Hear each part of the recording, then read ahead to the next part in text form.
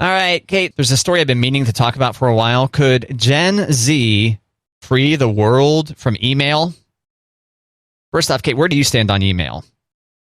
Could you be more specific? You like email? You dislike email? I don't mind email. Well, I've often said, and this isn't an original thought, but most meetings could be emails. Right. That's where I'm at on emails, and obviously, I've got my shirt that says emails in all caps. Right. All caps. There you go.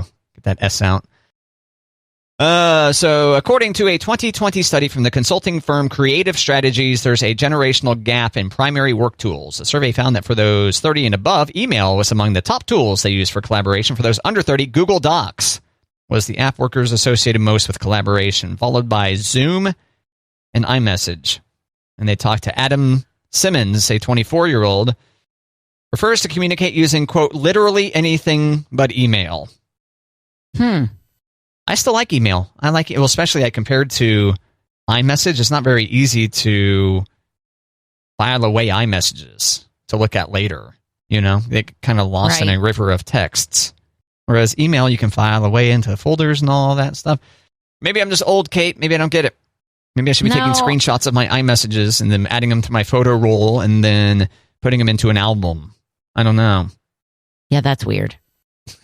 I'm just guessing how someone might actually have a workflow that involves lots of iMessaging if they're able to, refer back to things. If you're iMessaging, doesn't that mean that they've got your phone number? Yeah. Mm-hmm. Okay. That's what, okay. So here's where I feel like I'm old. I would rather email because I don't want everybody to have my phone number. Oh, okay. I want to be able to choose who I text and not text with. Does that make sense? Yeah. I don't know really why it's not like, I don't have a landline. It's not like you can really, pick up my address by looking up my phone number or anything like that. But I would rather communicate via email versus, and I'm thinking professionally. I don't, just emails. Oh, yeah, sure. Yeah, if you're communicating with friends, there's a good chance it's over chat of some sort. Yes. And that's the other thing. Having my work stuff infect my personal messages? No thanks. Mm-hmm. Mm-hmm. Work-life balance, right, Kate? Well, I still check my email over the weekend, but I don't address it unless it's something that's like pressing. You're checking work email over the weekend? I do. Huh. Because my weekends are kind of crazy. Like sometimes I leave early on Fridays to get stuff done. So did I miss something yesterday afternoon or? Gotcha. I do my best to check out of email when I'm off. Yeah. Yeah, desperately trying to achieve some kind of work-life balance. It can be difficult here at times, but whatever. But that's Gen Z, right? That's going to save us from email. Well, that's the headline. It's the New York Times is the one with the story. Could Gen Z free the world from email? Quote, it's actually crazy how outdated it is. People born after AOL Mail was invented seem to prefer to communicate in almost any other way. I don't know. Emails. It's a very enduring technology, Yeah. As opposed to a lot of the other things that have gone away. Like Yahoo was a big deal once upon a time. Like, look, it's a directory of all kinds of stuff you can do. And yeah, AOL, a similar example. And then Google figured out, it turns out people want to search for what they want to look at. So all we need is a rectangle and a button that says search. And now we're worth trillions of dollars. Trillions of dollars. And then you have, of course, Facebook, which does its own thing. It's like, sometimes people just want to have things from their friends presented to them. Or reluctant family members or whatever. Reluctant family member follows. So I don't think it's going anywhere. I think the Gen Z, and it may be a thing because you've heard a lot of, I assume you've heard or seen some stories where it's like, turns out the youths want to be able to work off-site, and the boomers, boomer. Actually, the boomers are they might be more retired, but the Gen Xers maybe are more like, I'd like to be in the workplace. Although even then, I'm not sure about that. But either way, like a generational divide, that younger people are more apt to want to work from home. and that older people were more desperate to get back to the office during these whatever times. It's tough to describe them. We thought maybe we were approaching the after times, but it turns out we were still in the in-between times or whatever. I don't know. It's Monday. It's Monday. We don't know where we are. Yeah, give me a minute. No, I'm not crying. It's allergies. Or I got something in my eye. Or I just got done cutting an onion. Choose one of those.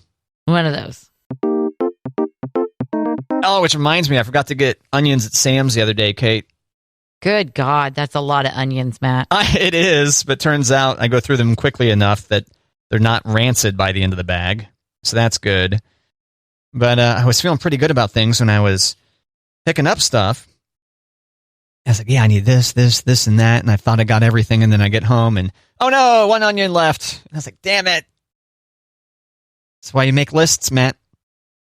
One onion will last you how many days? 2. Good Lord, Matt. That's a lot of onions. Yeah, it may be. But I read or watched, it was a YouTube thing or something, where they're talking about onions, like refrigerating them after the fact, how it turns them into like sugary kind of thing. In fact, I noticed at Sam's, speaking of which, I saw a sign clearly directed to the crew there at Sam's, where it's like, don't refrigerate these items. And onion was one of them, unless it was green onion or something. And tomato also.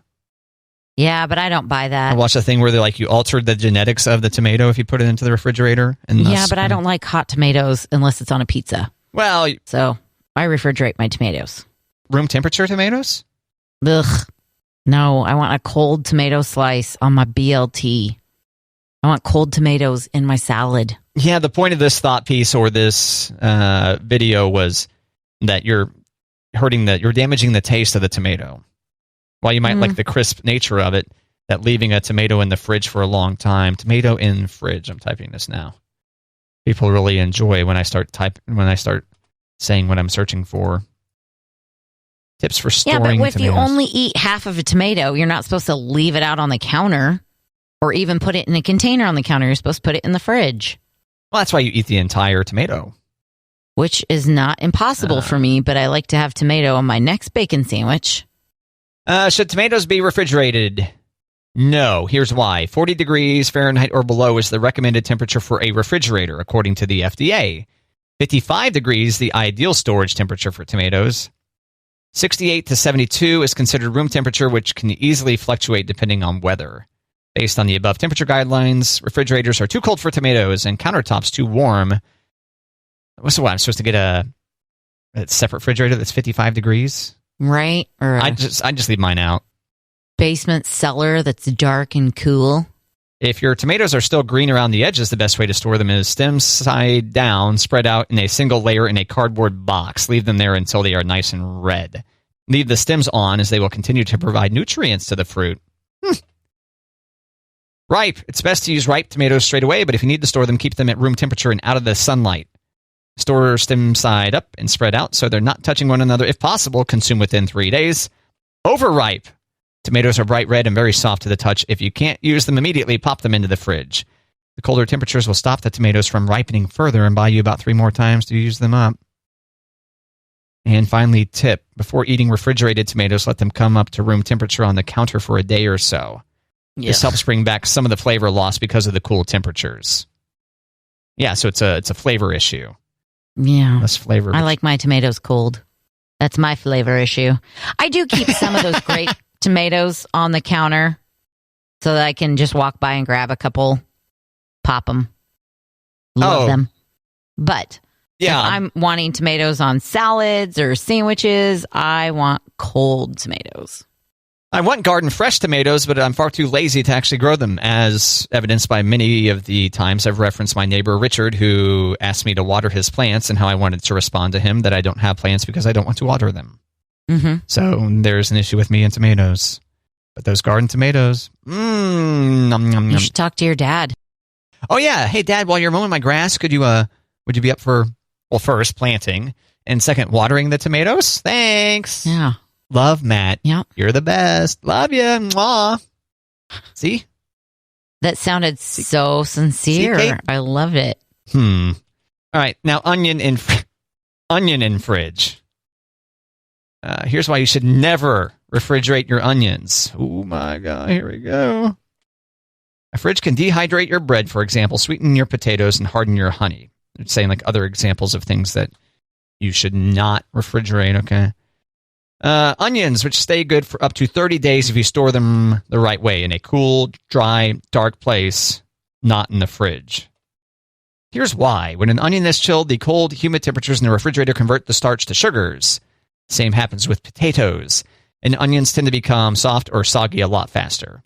Plus, as you already know, they also skunk up your fridge and make everything smell or taste like onions. Well, I disagree with that. I disagree with that one.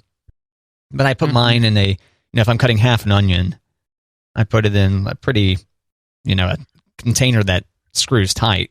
So it doesn't really stink up the fridge. I guess the idea is if you keep onions in the refrigerator, the longer you keep them in there, the more likely they are to convert to sugar. Because I can't say I've ever noticed. Maybe I just need to start doing more just sampling of raw onion. I haven't noticed like a big difference in the half onion I take out of the fridge versus the one I take out of the cabinet. Are you worried about the flavor profile, or are you worried about, it was a vegetable, now it's sugar, or this is ruining my diet? No, just the flavor. Okay. Just flavor. Just making sure. I imagine it's not like you're drinking a Coke when you have an onion that's been in the fridge. So. Correct. So refrigeration, Kate does a great job keeping food from spoiling, but sometimes it can actually spoil the food in ways you might not imagine. Because obviously the tomato is not going to become toxic, nor is the onion going to be toxic by having it in the fridge. You're just going to affect, yes, Kate, the flavor profile. Right. Yeah, that's right. Excuse me, I had something in my throat there. I mean, I don't know. I don't like the idea of like hot tomatoes. They're not unless it's hot. on a pizza. They're not hot. If room temperature is 72 degrees, yes, hot. 68 to 72, it said. But point taken. Mm-hmm. Yeah. But they said you could store it, and they thought the ideal place was 55 degrees. Yeah, the ideal storage temperature for tomatoes. So I'm going to get a thermostat for... Get a tomato fridge. Yeah. Dedicated tomato fridge. Right next to my wine. Get one of those like they're like half the size of a typical college dorm room fridge, right? The ones that are just like a little cube. Yeah. Make that your dedicated tomato fridge, Kate. 55 degrees. Does that sound cold enough for your tomato? Nope.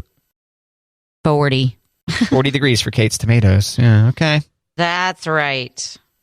I love it. Despite what you say about the flavor profile going into the fridge. I think it enhances my flavor profile. Food items that don't belong in fridge. See if there's any other ones here that the internet is telling us not to do. Right. It's like also when you've got salad dressing in your pantry, like you run out of salad dressing and you've like, oh, let me grab the other bottle in the pantry, but it's been in the pantry, so it's hot. Nope. So I try to make sure if I'm running low on a condiment, I put the backup in the fridge ahead of time so that when you need the mayo, when you need the ketchup, when you need the salad dressing, it's already cold and ready to go. Okay. Mm-hmm. What do you do at McDonald's? What? Like a McDonald's or a fast food joint. It's all room temperature ketchup. Unless you bring it home and then you get out your ketchup. Okay. Yeah. Yeah, we don't eat at McDonald's. I don't know. Oh, I see. Yeah. Hit up the window, bring it home. I haven't had McDonald's in a long time. This drives me nuts. Homehacks.co. These items do not belong in your fridge. Here's why. And they make you click through a 25-page slideshow.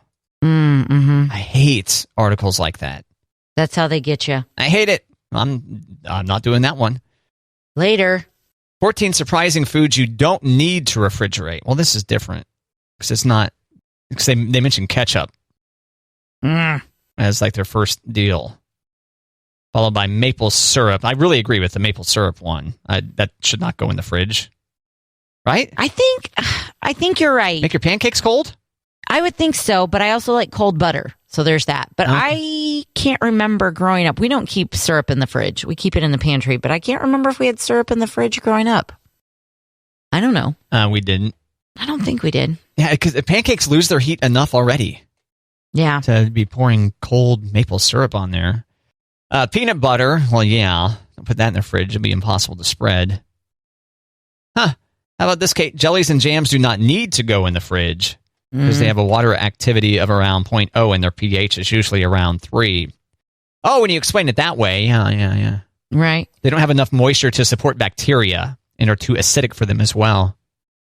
And then their conclusion is keep your jams and jellies wherever you want to. Kate? Have we talked about how I leave butter out? I don't know. Butter's on this list. That doesn't have to be refrigerated? Yeah, keep your butter in a butter dish on the counter, not in the fridge, is their conclusion. Yep. That's what we do. Butter's mostly fat and contains very little protein, not enough to support the growth of bacteria. Salted butter has an even longer shelf life. Mm-hmm. That's where we're at. But unless you're following a recipe for pie dough, cookies, or scones that calls for cold butter, there's no need to refrigerate it. Huh? Mm-hmm. Butter can go rancid if exposed to oxygen, though.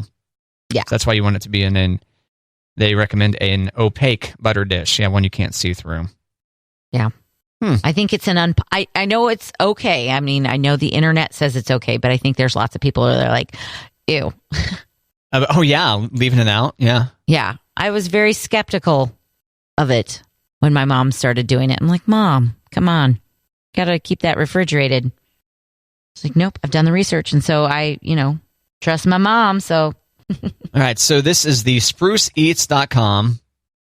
Foods that don't go in the fridge. Sometimes it doesn't need to go in the fridge, like ketchup. Seems like there's whatever your preference is there. They also mention barbecue sauce. But some of these, their conclusion is, for example, keep potatoes in a cool, dark place away from onions. And once again, causes the starches to turn into sugars with the potatoes. And if you put them by onions, they'll get ruined because onions do that. Try to keep them away from onions, which emit moisture that can cause potatoes to sprout. Huh. How about that? Honey. Keep honey in the cupboard, they say, not in the fridge, because once again, it'll be difficult. It is hard enough to get honey out of a bottle without refrigerating it, before refrigerating it. I'm going to skip down another aisle right now because honey right now on TikTok, there's a big trend where kids are eating frozen honey. They're freezing honey and then they're just spending hours licking it. Well, doctors are saying that 80% of honey is sugar and eating too much is bad for your stomach. And guess what? People are experiencing extreme diarrhea. Well, you just ate a ton of honey. That's time to switch to Tide Pods. Right. Right? Well, I think Tide Pods are a little bit more extreme than diarrhea. But if you're thinking about getting into the TikTok challenge of freezing honey and eating it, beware. Get the scoots. Most oils go rancid when they're exposed to oxygen, light, and heat. So while you shouldn't store cooking oils near an oven, refrigerating them isn't necessary. In some cases, they will cloud or even harden in the fridge. And they say exceptions are nut oils, like walnut, hazelnut, because they're prone to rancidity. Ooh, rancidity. So refrigerating them is not a bad idea. Speaking of rancidity, I was supposed to see rancidity during COVID. I was wondering when you were going to, I could hear it in your voice. You're like, ooh, rancidity. I mean, we're still during COVID, but yeah. Their drummer isn't vaccinated, so they fired him. Right. Yeah, they're supposed to perform at the Granada, but they need to find a new drummer first. Yep. A vaxxed one. Breads and baked goods don't belong in the fridge. And they say store bread and baked goods in airtight bags or containers at room temperature. Yeah, they're worried about drying them up. Or in the freezer if you need to have them for longer periods. So yeah, you can freeze the bread, but be careful putting it just right in the fridge. We freeze bread. Tomatoes, they mention here again. Once again, this is from the Spruce Eats, foods that don't go in their fridge. Chilling does two things to tomatoes. It halts the enzymatic process that produces the chemical compounds that give a tomato its flavor, and it damages the cell walls of the tomato, giving it a grainy, mealy texture. Conclusion, store unripe tomatoes at room temperature. As for ripe ones, don't store them, eat them. Eat them as italicized. They say chocolate doesn't belong in the fridge. I might argue with them on that one. The refrigerator causes condensation to form on the surface of the chocolate, which in turn will cause the sugar to bloom, producing white blotchy patches on the surface. Store uncut onions at room temperature for up to a week. Man, they're really aggressive with getting rid of the onions here. Garlic. No, I have garlic in the fridge. But they say, nope, don't do that. Room temperature for up to a week. Yeah, see, I get my garlic at Sam's, and man, I would stink if I ate all of them. Yikes.